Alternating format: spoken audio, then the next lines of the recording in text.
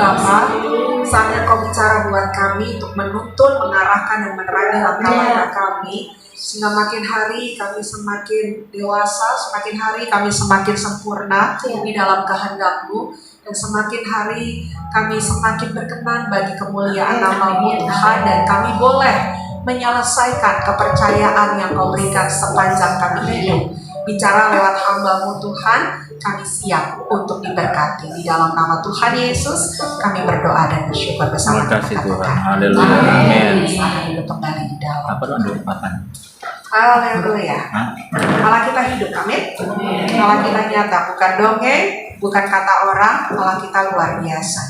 Ibu-ibu kekasih, kita masih terus membahas mengenai Hail, mengenai perempuan yang excellent, ya. Dan bagian pertama beberapa minggu yang lalu bersama dengan saya kita bahas mengenai hikmat, ya. Dan masih berkaitan dengan hikmat, itu dasar dari banyak aktivitas kita, di mana permulaan hikmat ialah takut akan Tuhan. Sehingga dasar dari segala-galanya adalah bagaimana ibu-ibu dan saya membangun hubungan dengan Tuhan. Ketika kita membangun hubungan, kelekatan, keintiman dengan Tuhan, maka itu akan sangat banyak berpengaruh kepada setiap langkah-langkah kita. Nah, sekarang saya membagikan sesuatu, bagaimana hikmat itu juga berdampak di dalam pengelolaan waktu di dalam hidup ini. Bagaimana kita menyikapi waktu yang ada, yang Tuhan anugerahkan, sehingga jangan sampai firman Tuhan berkata seharusnya jerih lelah kita di dalam Tuhan itu tidak akan sia-sia. Tetapi jangan sampai menjadi sia-sia. Hanya karena apa? Hosea 4 ayat 6 berkata, umatku binasa karena tidak berpengetahuan, karena tidak mengerti, karena tidak mau mengerti. Itu juga salah satunya, ya. Nah, bicara soal waktu, ibu-ibu kekasih di dalam Tuhan, maka kita harus melihat waktu itu seperti apa, kondisinya bagaimana, dan bagaimana menyikapinya, supaya segala sesuatunya kita berkemenangan di dalam Tuhan, ya. Nah, kalau kita perhatikan pada mulanya, ibu-ibu kekasih, ya, waktu yang Tuhan berikan kepada kita itu seperti ini adanya. Kita buka Kejadian 2 ayat 7. Ya, Kejadian 2 ayat 7. Apa yang dikatakan firman Tuhan di sana? Alkitab berkata, ketika itulah Tuhan Allah membentuk manusia itu dari debu tanah. Yang pertama dari apa? Debu tanah, ada elemen itu. Lalu kemudian yang berikutnya dikatakan, Tuhan menghembuskan nafas ke dalam hidupnya. Demikianlah manusia itu menjadi makhluk yang hidup.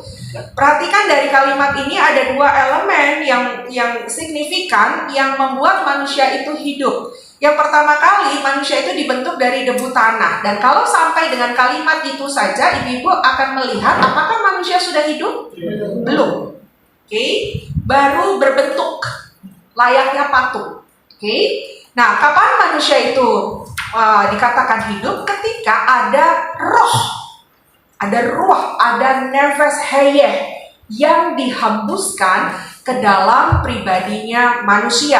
Dan nafas hidup itu diberikan langsung dari pribadinya Tuhan. Oke, dari pribadinya Tuhan. Jadi perhatikan baik-baik bahwa keberadaan manusia itu ada, ya, dari debunya, ada fisiknya, maksud saya begitu, ya, ada bentuknya. Lalu kemudian yang berikutnya ada rohnya, ya, yang membuat manusia itu jadi hidup, ya, jadi hidup. Nah, bagaimana keberadaan fisik manusia di kala penciptaan mula-mula? Bu, normal, manusia beraktivitas, manusia bekerja, karena di ayat 15 Tuhan memberikan perintah kepada manusia untuk bekerja, betul? Ya, mengelola dan memelihara. Normal. Lalu di Kejadian 1 ayat 29 juga dikatakan manusia dikasih makan. Walaupun waktu itu makanannya bukan jeroan, Bu. Oke? Makanannya bukan apa? Steak. Makanannya biji-bijian, ya. Veggie loh sebetulnya kita ini. Oke, makanannya adalah biji-bijian. Berarti manusia bisa Bisa makan. Berarti aktivitasnya normal seperti kita hari ini enggak? Ya. Oke. Tetapi nanti kita akan lihat perbedaannya. Kondisi waktu itu seperti apa? Tetap kerja, tetap makan, tetap berinteraksi, tapi nanti kita lihat seperti apa kondisinya. Nah, pada mulanya inilah kita. Ya, pada mulanya inilah kita. Nah, lalu kemudian ibu-ibu kekasih di dalam Tuhan, di dalam kitab Kejadian pasal 3, manusia jatuh ke dalam dosa. Ya, yang sebetulnya sebelumnya di pasal yang kedua Tuhan sudah bilang jangan makan buah dari pohon yang aku larang, sebab kalau kamu makan kamu akan mati. Tuhan udah bilang begitu. Oke, kamu akan mati. Nah, nanti kita akan lihat matinya yang mana yang mati. Oke, yang mana yang mati. Nah, sekarang perhatikan Kejadian 3 ayat 19. Ya, Kejadian 3 ayat 19. Ini adalah ayat-ayat konsekuensi ketika manusia jatuh ke dalam dosa. Ular akan berjalan dengan perutnya, wanita akan sakit ketika dia mengandung dan melahirkan. Lalu kemudian, nah ini untuk Adam, manusia. Dengan berpeluh engkau akan mencari makananmu sampai engkau kembali lagi menjadi tanah, karena dari situlah engkau diambil, sebab debu, dan engkau akan kembali lagi. Nah, oke. Sampai di situ dulu baca ya. Kita lompat dulu baru saya terangkan. Pengkhotbah 12 ayat 7. Ingat tadi di Kejadian 3 ayat 19, debu yang diambil dari tanah akan kembali lagi jadi debu, katanya firman Tuhan akibat dosa. Pengkhotbah 12 ayat 7. Alkitab bilang apa di sana, ibu-ibu? Dan debu kembali menjadi tanah. Sama ya, tadi kayak kitab Kejadian ya. Debu kembali menjadi tanah seperti semula. Tapi kemudian perhatikan kalimat berikutnya. Dan roh kembali kepada yang mengaruniakannya. Oke. Nah, ibu-ibu kekasih, tadi saya katakan pada mulanya kita ini beraktivitas seperti manusia saat ini. Tetapi bedanya pada waktu itu sebelum dalam dosa belum ada firman yang membuktikan bahwa manusia akan mati. Karena manusia mati kalau dia berdosa. Berarti sebelum berdosa manusia itu adalah pribadi kekekalan. Tubuhnya tubuh kemuliaan, bisa makan. Ya, perbandingannya seperti apa, Pastor Marta? Ingat ketika Yesus bangkit dari kematian, ya, Yesus bangkit tidak dengan tubuh daging. Yesus bangkit dengan tubuh kemuliaan. Bisa makan nggak? Bisa, dia makan ikan di pinggir pantai. Oke, bisa makan, bisa beraktivitas seperti itu. Nah, kalau saya loncat sedikit kepada kehidupan di akhir zaman nanti, demikian pula nanti kita. Ketika sangkakala dibunyikan, yang mati itu akan dibangkitkan, ya. Lalu kemudian kita yang masih hidup juga akan diangkat, rapture ke langit, begitu ya. Dan tubuh kita akan diubahkan menjadi tubuh kemuliaan, dikembalikan lagi ke awal mula. Oke, kembalikan lagi. Nah, ini kondisi sebelum jatuh dalam dosa. Tubuh kemuliaan tidak mati. Tetapi sayangnya Adam memilih untuk melanggar apa yang Tuhan perintahkan. Sehingga terjadilah konsekuensinya bahwa Adam mati. Adam mengalami kematian. Nah, yang mati yang mana? Kan begitu. Oke, yang mati yang mana? Semuanya kan mati. Jadi kalau manusia mati semuanya hilang, semuanya selesai. Tadi Alkitab katakan yang debu kembali lagi ke bumi. Betul? Karena si debu ini, si fisik ini diambilnya dari bumi. Diambilnya dari tanah. So ketika dia mati, si tanah balik lagi ke tanah. Nanti Bu, rumah kita 2 kali 1 meter. Oke, balik lagi ke bawah. Ya, kembali lagi. Tapi bukan hanya maksud saya hanya debu ini yang akan kembali ke debu. Karena tadi Pengkhotbah 12 berkata, elemen yang satu ini pindah ke dimensi yang berikutnya, betul? Dimensi roh, dimensi kekekalan. Ini badan selesai karena diambil dari bumi, kembali ke bumi. Roh kembali ke dimensi roh. Dan roh itu unlimited, Bu. Roh itu kekal. Oke, kekal. Jadi nanti fisik kita selesai di bumi, ini akibat dosa. Tadinya kalau si Adam gak bikin dosa, nah kita gak ngalamin yang kayak begini, Bu. Kita kekal, Bu, gitu kan ya. Tetapi kan ini konsekuensi yang terjadi setelah Adam Hawa buat dosa. Sehingga fisik kita harus mati, roh kita akan pulang ke dimensinya, ke dimensi roh. Kalau fisik ini mati, berarti ada durasi tidak? Ada durasi hidup ini.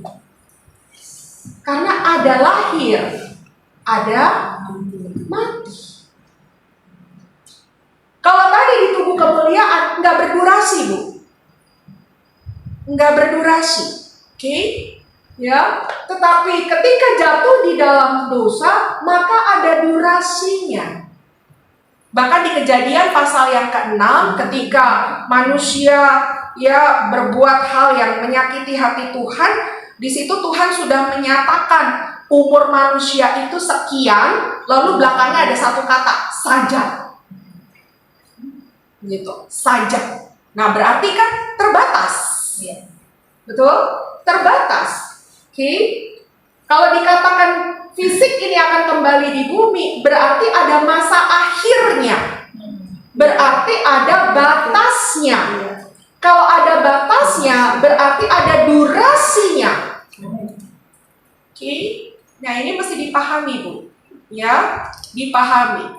Dan durasinya Alkitab sudah kasih gambaran. Durasinya Alkitab sudah kasih patokan. Kalau tadi di Kejadian pasal yang ke-6, ibu-ibu akan menemukan angka umur manusia 120 tahun saja. Tapi itu Kejadian. Kitab Kejadian. Berikutnya muncul lagi durasi umur manusia di kitab Mazmur. Nah, Mazmur 90 ayat 10. Coba lihat dulu. Ya. Mazmur 90 ayat 10. Masa hidup kami 70 tahun, dan jika kami kuat 80 tahun. Berarti sebetulnya ya standarnya berapa tahun? 80 atau 70? 70 standarnya. Over daripada itu kalau kuat. Betul? Berarti itu bonusnya, kelebihannya. Tapi pun kalau sampai 80 dan lebih dari 80, maka Alkitab bilang kebanggaannya, atau gampangnya begini deh, omongannya, pembicaraannya, obrolannya, ya, kesukaran dan penderitaan, gitu. Di Siloam pembicaraannya udah begitu dulu tuh. Obatnya apa? Olahraganya apa? Gitu kan. Aduh, aku pusing. Aduh, aku gitu ya. Gitu ya. Normal kita boleh cerita begitu, benar? Kebanggaannya adalah kesukaran dan penderitaan. Ya, makanya saya seringkali cerita karena papa saya begitu depan saya gitu kan ya, kalau dia telepon sahabatnya, temannya yang udah lama gak ketemu gitu, salah satu pertanyaan dia adalah begini, lo yang kurang apa sekarang? Gitu. Ya, kalau gue gigi yang udah rontok gitu, itu papa saya. Ya, sampai temennya begini, telinga kok kata gitu. Telinga saya udah mulai gak dengar. Ya, nanti yang satu lagi, mata mulai rabun, kata udah bisa diangkat. Nah, itu loh. Gitu ya. Seperti itu, pembicaranya memang sudah ke arah rumah sakit semua ibu-ibu ya, seperti itu. Karena Kebanggaannya adalah kesukaran dan penderitaan. Lalu, nah ini juga nggak boleh dilupakan kalimat terakhirnya. Sebab berlalunya buru-buru dan kami melayang lenyap. Dalam bahasa-bahasa yang lainnya, banyak Alkitab menggambarkan hidup kita kayak uang. Ada dan tidak ada. Hari ini mekar, sore nanti hilang. Ya, makanya tadi dikatakan berlalunya buru-buru. Perasaan baru kemarin kita tiup lilin, tiba-tiba sudah mau tiup lilin lagi. Ya, berlalunya cepat sekali. Ya, cepat sekali. Gitu. Oke. Kita kadang-kadang baru tersadar, ya ampun umur saya sudah sekian. Ya ampun usia pernikahan saya sudah sekian. Cepat banget kan, Bu? Ya, walaupun kalau anak muda gitu ya, kalau melihat kita gini, kapan gue sukses kan 40 tahun gitu kan ya. Tapi nanti kalau udah sampai umur 40, mereka juga akan menyadari cepet ya segala sesuatu tuh cepet banget gitu kan. Ya, cepet sekali. Saya di gereja ini, Bu, bertahun-tahun sampai hari ini, tugas utama saya, bukan tugas utama, salah satu tugas yang dipercayakan kepada saya adalah membina anak muda. Saya youth pastor dari tahun 2000 berapa lah, saya lupa, Bu. Itu dari anak-anak ya, sampai sekarang anak-anak itu punya anak. Itu saya masih dipanggil kakak, Bu. Jadi sama anaknya youth saya gitu ya, anaknya panggil saya kakak gitu kan, kayak begitu ya. Nah mungkin gara-gara gitu kadang-kadang bikin saya lupa kalau saya umur berapa gitu loh. Umur suka lupa gitu kan. Pas ingat, ya ampun udah mau setengah abad gitu kan ya, ibu-ibu. Ya itu dia, waktunya berjalan terburu-buru dan melayang lenyap.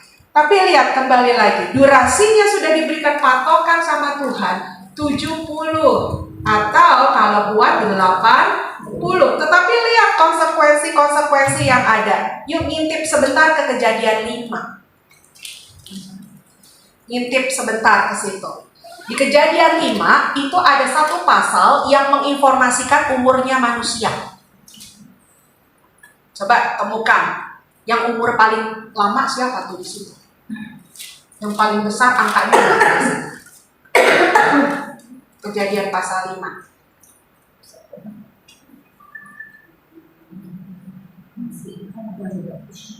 Ya. Oke. 800. Ada berapa? Ada 900. Gimana ya rasanya hidup 900 tahun ya, Bu ya? Belum tahu sih dan gak bakalan ke situ juga gitu kan. Tetapi kalau ibu perhatikan terus dari 900, 800, lihat paling bawahnya. Apa yang ibu bisa pelajari? Makin berkurang. Sampai akhirnya cuma 300 tahun. Sampai akhirnya cuma 120 tahun. Makin tambah tahun, makin berkurang umur manusia. Kenapa? Karena makin tambah tahun, dosa makin meningkat.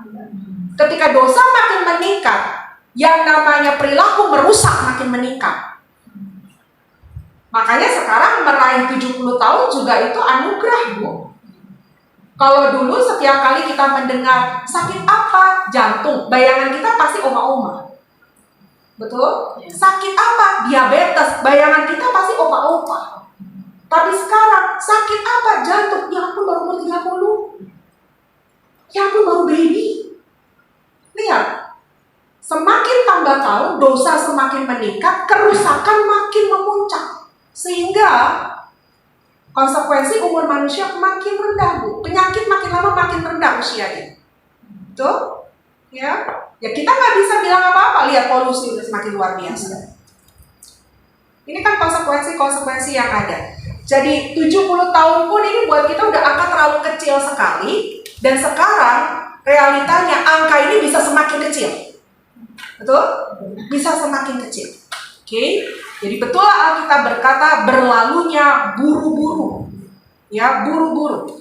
Nah, ketika durasi selesai, maka ibu-ibu kekasih, si fisik itu akan selesai di bumi. Udah, nggak usah dipikirin lagi. Selesai dia di bumi. Ya, selesai dia di bumi.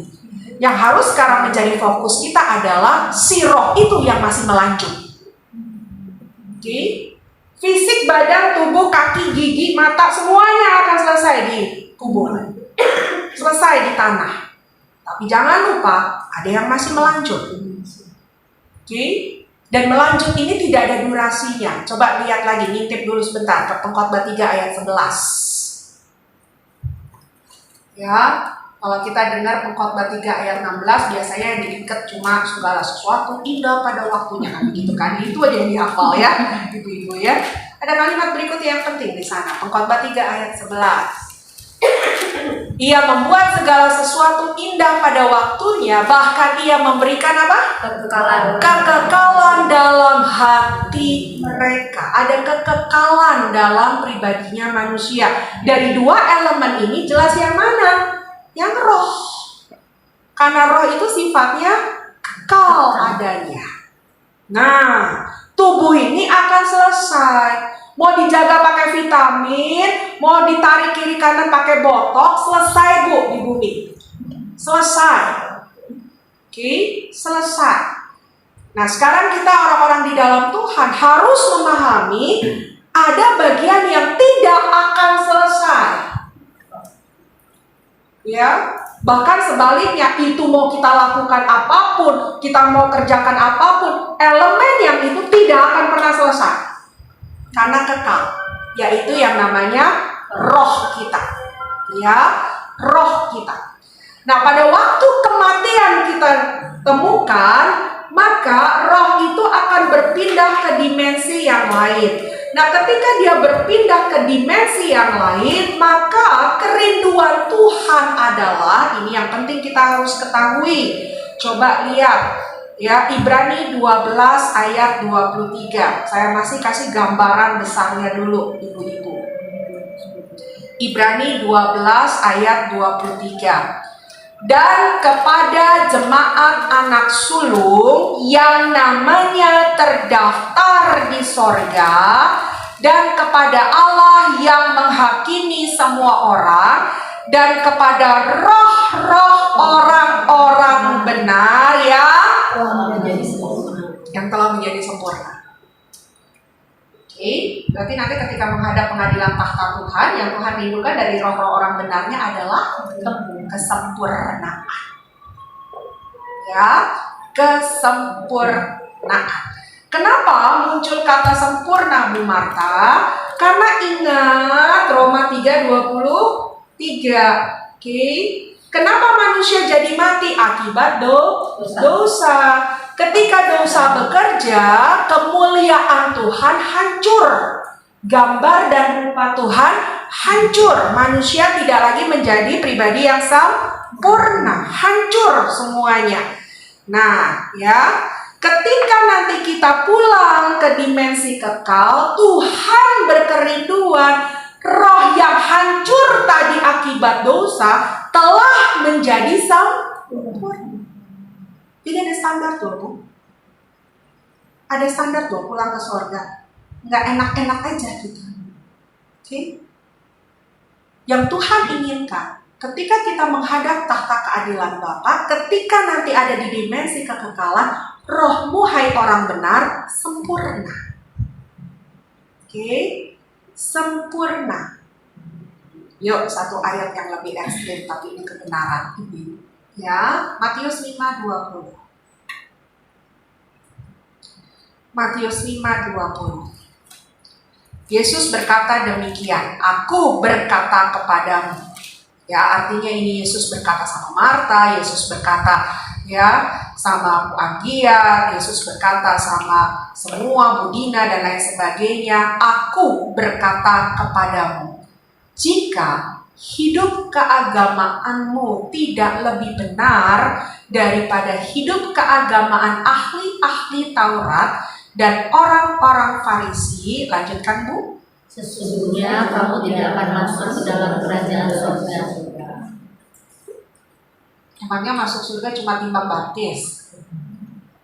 Emang masuk surga cuma timbang katekisasi? Ini Alkitab yang bilang loh. Oke. Kalau hidupmu nggak lebih benar daripada orang Farisi, yuk kita ingat-ingat orang Farisi kayak apa? Mereka bisa jadi orang Farisi, nggak mungkin nggak hafal ayat. Mereka kitab Kejadian katam, Bu. Karena kalau nggak katam, mereka nggak akan bisa jadi orang Farisi. Oke.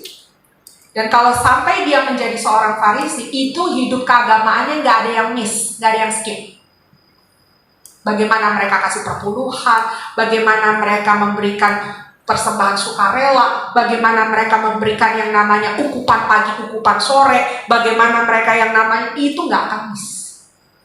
Perpuluhan nggak akan miss. Itu orang Farisi. Dan ibu-ibu kalau lihat di Kejadian, ya di Kejadian sampai ke kitab Maleakhi, itu yang namanya orang Yahudi punya perayaan kan banyak setengah ampun. Dan masing-masing punya detailingnya. Itu mereka nggak akan miss. Ya, kalau pagi mereka masuk ke bait Allah, siang mereka masuk ke bait Allah, jam 3 mereka masuk ke bait Allah, nanti sore lagi mereka masuk ke bait Allah, nggak akan miss. Pelihara hari Sabat, nggak akan miss. Itu mereka seperti itu. Yesus bilang begini, kalau keagamaanmu nggak lebih dari orang Farisi, nggak layak kamu masuk surga.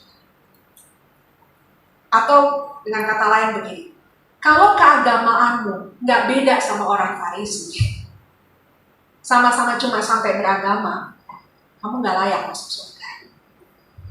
Berarti yang Tuhan inginkan adalah kita lebih dari orang Farisi. Apa yang membedakan supaya kita lebih dari orang Farisi? Orang Farisi jago melakukan keagamaan, tapi tidak punya hubungan dengan siapa yang dia sembah. Betul? Melakukan keagamaannya jago, Bu. Pelayanan nggak pernah miss, sembahyang nggak pernah miss, tapi mereka nggak punya hubungan dengan siapa yang mereka sembah. Nah, Tuhan minta kita bukan hanya jago dalam keagamaan, tapi kita juga punya hubungan kepada siapa yang kita sembah. Betul? Itu. Ya, itu. Nah, itu hanya sedikit beberapa ayat yang menggambarkan kepada kita kelak roh ini harus demikian adanya. Kalau tidak, bagaimana Bu Marta? Kalau tidak, berarti hidupmu masih ada di dalam dosa, belum dimerdekakan. Kalau ada di dalam dosa, berarti Roma 6:23, upah dosa ialah maut. Kalau bicara upah dosa ialah maut, rohmu masih terbelenggu di dalam dosa, nutup mata, buka mata, neraka, Bu. Itu gampangnya. Oke? Yang Tuhan inginkan adalah kita menutup mata di bumi, dan ketika kau membuka mata, kau ada di sorga. Betul? Nah, untuk itu bagaimana kita mencapainya? Bagaimana kita memilikinya? Di sini bicara kekekalan yang unlimited, dari selamanya untuk selamanya, itu artinya kekekalan. Ya. Nah, yang kekekalan ini diraih kesempatannya cuma berapa lama? 70 tahun. Kalau saya pakai bahasa manusia, ngeri, Bu. Kekekalan yang dari selamanya sampai selamanya itu bisa dicapai, hal yang diinginkan, hal yang positifnya hanya dalam kurun waktu 70 tahun. Kayaknya nggak fair, tapi ya itulah konsekuensi dosa. Hanya 70 tahun ini kesempatannya untuk bisa menentukan kekekalan kita. Kekekalan kehidupan atau kekekalan kematian. Hanya 70 tahun ini. Kalau 70. Dan persoalan berikutnya, kita tidak pernah tahu berapa batas kita ada di bumi. Betul? Kalau kita tahu misalnya, Pastor Marta, Bu Marta, hidupmu nanti 80 tahun ya, setelah itu check out dari bumi. Oh, saya mulai atur strategi. Happy-happy dulu sampai 40-50 gitu. 30 mau bertobat. Ya kan? Kalau kayak begitu enak, Bu. Persoalannya aja kita belum tahu besok masih hidup apa enggak. Betul? Makanya lihat dulu manis-manis kiri kanan, coba. Kita kan nggak tahu.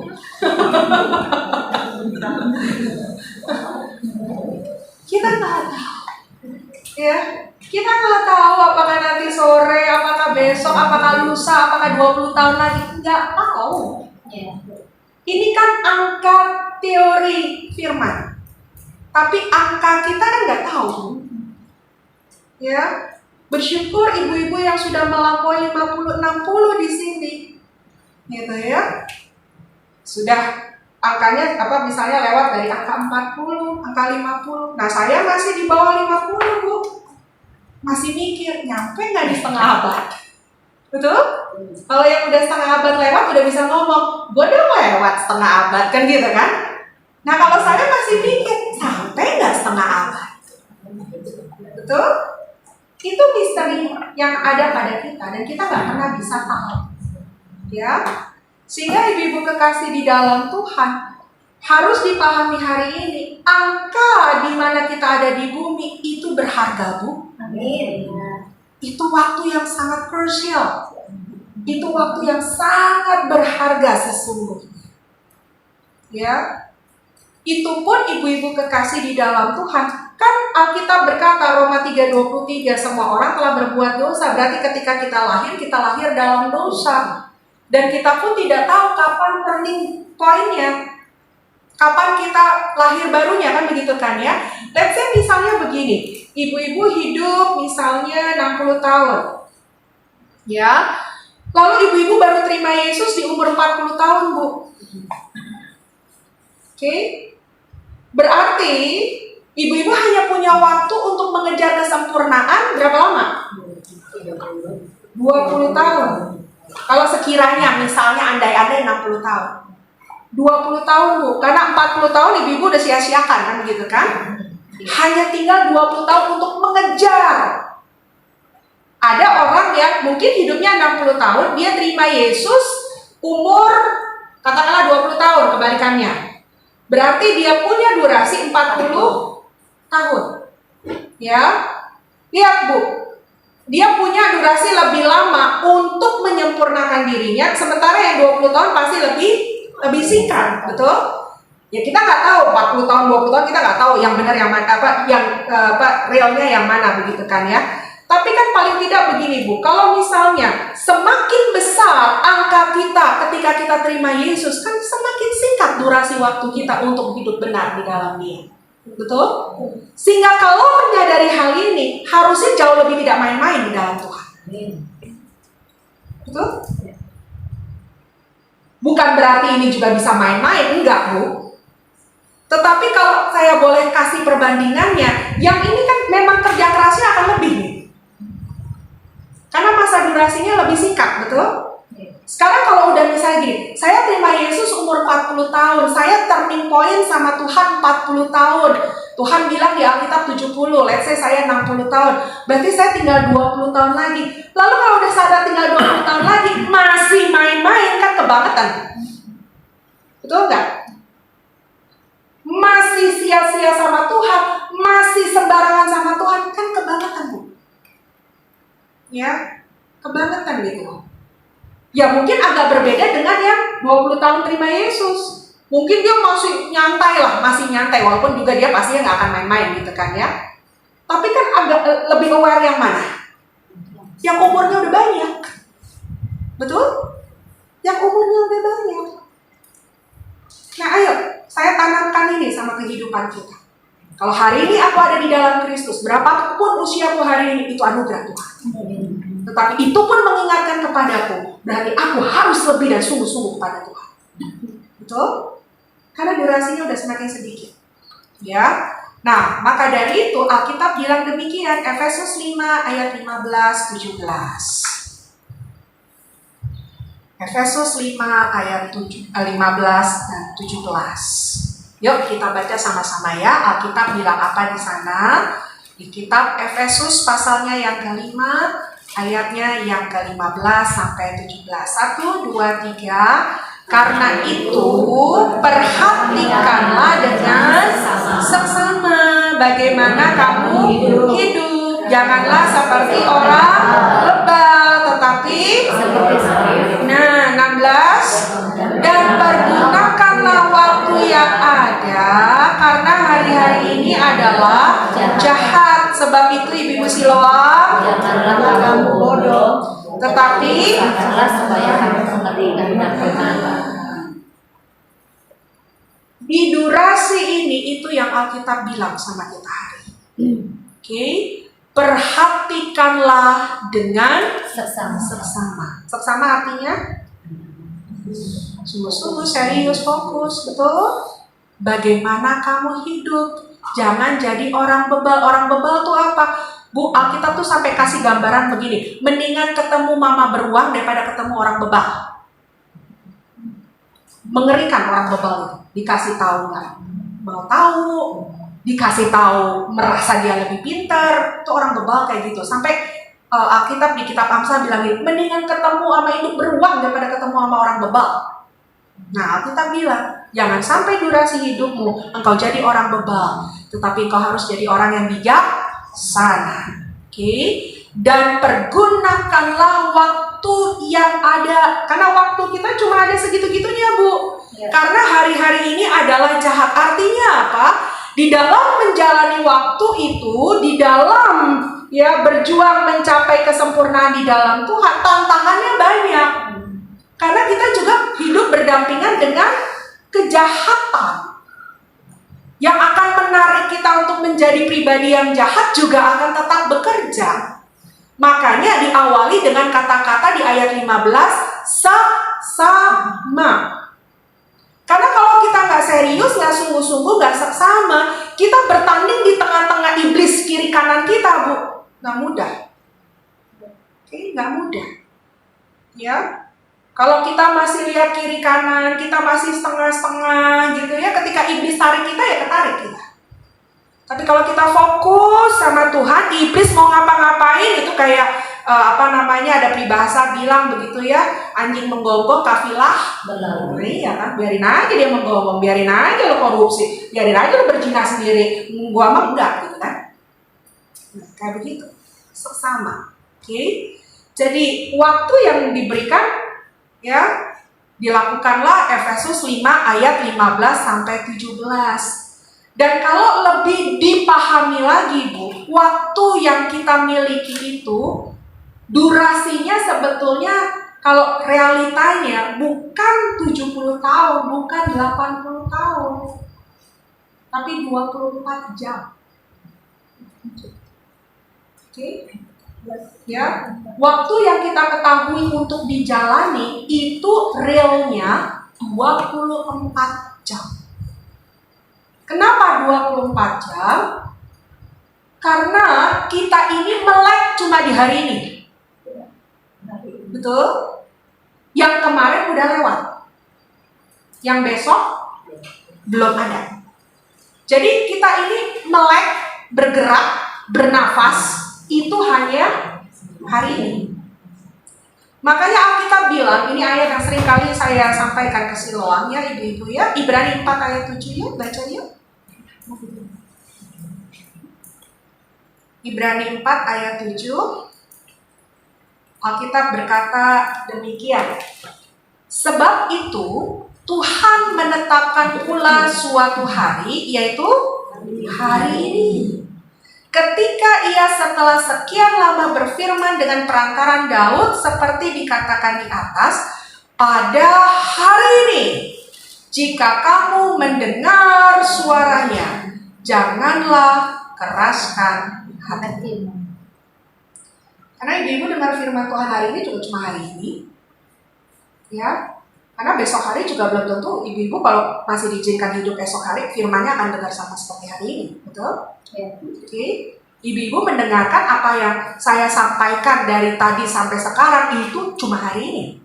Saya disuruh ngulang lagi kalau misalnya besok saya masih hidup seperti hari ini, nggak bisa.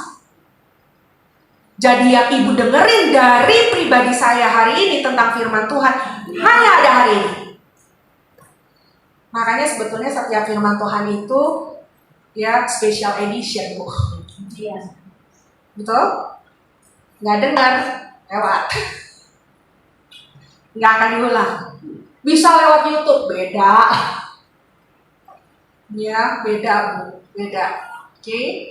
Makanya, jadi harta kita berkaitan dengan waktu. Yang paling harus diperhatikan adalah hari ini. Yang kita miliki tentang waktu itu cuma hari ini. Hari ini. Kita udah gak punya hari kemarin dan kita belum punya hari esok. hanya hari ini. Jadi kalau hari ini dengar Efesus 5 ayat 15-17, maka Alkitab berkata jangan keraskan hati. Kesempatan untuk bertobat cuma hari ini. Kesempatan untuk melakukan apa yang Tuhan perintahkan cuma hari ini. Kesempatan untuk memperbaiki diri cuma hari ini. Kesempatan untuk memberkati orang lain cuma hari ini. Kesempatan untuk menjadi dewasa cuma hari ini. Yang sama kiri kan, cuma hari ini.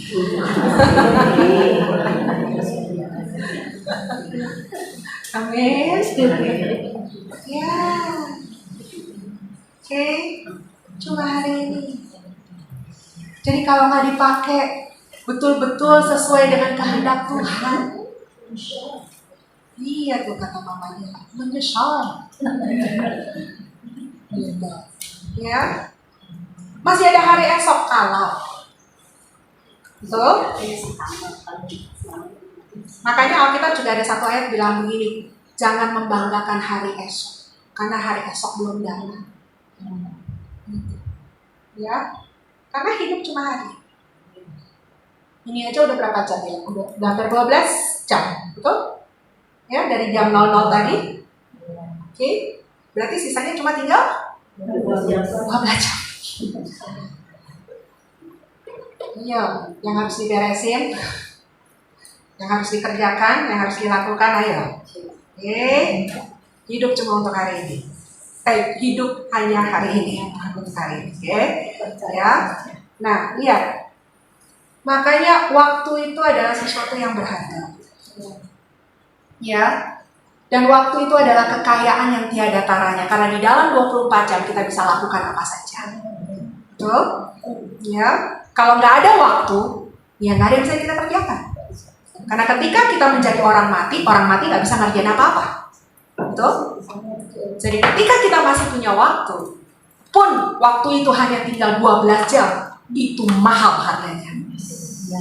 Oke? Makanya Alkitab katakan, ya, hiduplah seperti orang arif. Oke? Ayat terakhir. Yuk. Ulangan 30 ayat 19. Ulangan 30 ayat 19. Aku memanggil langit dan bumi menjadi saksi terhadap kamu. Lagi-lagi lihat, diketemukan kata hari ini. Nggak kemarin, nggak besok. Kepadamu kuperhadapkan kehidupan dan kematian, berkat dan kutuk. Alkitab mengarahkan kepada kita, pilihlah kehidupan supaya engkau hidup, baik engkau maupun keturunan. Selalu ada pilihan di depan kita, mau tetap dalam dosa atau mau hidup bagi Tuhan, mau tetap bertahan dengan kemarahan atau menerima damai sejahtera. Mau tetap jadi orang yang egois atau mau jadi pribadi yang memberkati. Selalu ada pilihan. Oke? Selalu ada pilihan. Dan pilihan itu keputusannya ada di tangan kita. Ya, tetapi Tuhan meminta kepada anak-anaknya, pilih yang memberkati kita. Dan pilihan yang memberkati kita adalah jangan pilih kutuk, tapi pilihlah berkat. Jangan pilih kematian, tapi pilihlah kehidupan. Amin. Amin. Minggu lalu saya khotbah di beberapa gereja dan saya katakan seperti ini. Bersukacitalah dalam pengharapan. Artinya begini. Pengharapan anak-anak Tuhan itu memang belum nyata, tetapi sudah tersedia.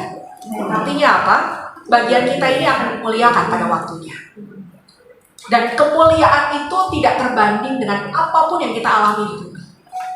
Dan kemuliaan yang paling hakiki adalah ketika kita pindah ke dimensi kekekalan. Ini harapan kita. Makanya tidak heran Rasul Paulus berkata, hidup bagiku Kristus, mati adalah Tuhan. Kenapa? Karena kalau dia mati, dia pindah ke kekekalan, itu adalah masa kemuliaan yang luar biasa, melebihi apapun yang mulia di bumi. Sehingga kalau kita merindukan waktu itu, ketika kita bersuka cita untuk pengharapan itu, hari ini penyakitmu tidak ada apa-apanya. Hari ini penderitaanmu tidak ada apa-apa. Lagi pula tadi kita sudah belajar, apapun yang berkaitan sama fisik, itu sementara. Akan selesai di bumi. Hanya 70 tahun. Betul? Itu tidak akan sebanding dengan kemuliaan yang akan kita terima nanti. Jadi kalau hari ini ada orang yang menyakiti hatimu, ya nanti kebahagiaanmu tidak sebanding dengan sakit hatimu hari ini. Kalau hari ini sakit penyakitmu begitu memberatkan, ya lari aja. Nanti kesembuhan ilahi tidak sebanding dengan sakit penyakitmu hari ini. Kalau hari ini ekonomimu dibanding dengan orang lain rasanya tidak lebih baik, it's okay. Karena nanti kemuliaan kekal itu lebih daripada harta benda yang kita punya hari ini. Betul? Ya. Makanya ayo, kita sudah tersedia sesuatu yang mulia, sudah tersedia sesuatu yang luar biasa, sehingga berkhidmatlah dengan waktu yang diberikan, jadilah orang arif dan bukan orang bebal. Amin. Kita berdiri di dalam Tuhan. Memilihmu bagian yang terbaik selamanya.